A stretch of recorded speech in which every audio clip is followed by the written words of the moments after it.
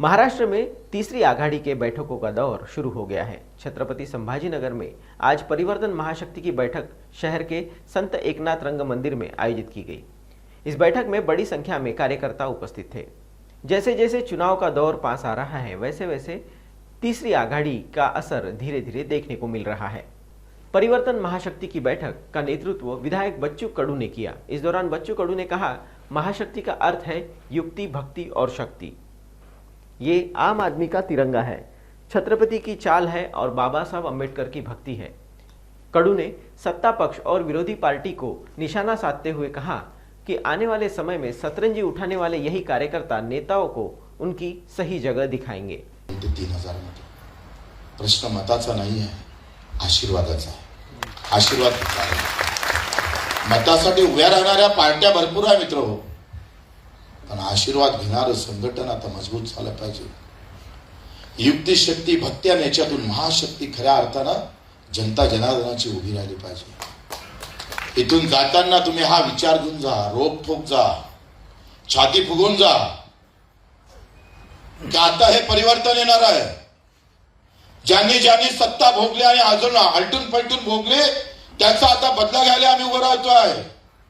तुम्हाला दिशाभूल करण्याचा प्रयत्न होईल, तुम्हाला भाजपची बी टीम म्हटलं जाईल, कुणाला अधिक काही वेगळ्या प्रकारचे आमच्यावर आरोप केला जाईल, अनेक गोष्टी घडेल, पण खंबीरपणे उभा असणारा पदाधिकारी कार्यकर्ता खऱ्या अर्थानं आम्हाला महाराष्ट्रात पाच आहे।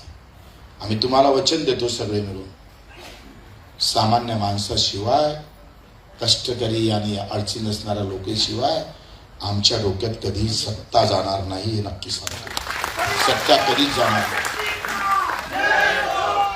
सत्तेचाच विषय असता तर एखाद्या मोठ्या पार्टीत जाऊन अनेक पद मिळवता आले असते, पण ते आमच्या डोक्यात कधीही शिरणार नाही। हम कट जाएंगे, टूट जाएंगे, लेकिन पीछे नहीं हटने वाले हैं। तुमच्या विचारानं, तुमच्या ताकदीनं आम्ही म्हणजे सर्व काही नाही आहे, तुम्ही म्हणजे सर्व काही आहे।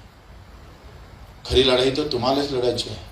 आम्ही हत्तीवर बसून येऊ, पण पायदळ जे सैनिक असतं ना, ते खरं त्या युद्धात कामी येत असतं।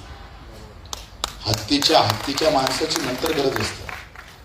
पहिले लढना पडता है वो पायदळ वाले को, सेना में त्याला कापाचं असतं खटाखट खटाखट। आणि म्हणून तुमची लढाई, तुमचे जर जोश होश संपले आणि तुम्ही जर तिकीट साठी जर फक्त डोक्यात भूत घेऊन जर लढायला लागले, तर मग आम्ही हत्तीवर बसून फायदा तरी काय? कब तीर चलेगा और कब हम चले जाएंगे पता नहीं लगे रहेगा। आणि म्हणून आपल्या सर्वांना या इतक्या ताकदीनं आपण इथं जमा झाला, आपण सर्वांचं म्हणून एक कार्यकर्ता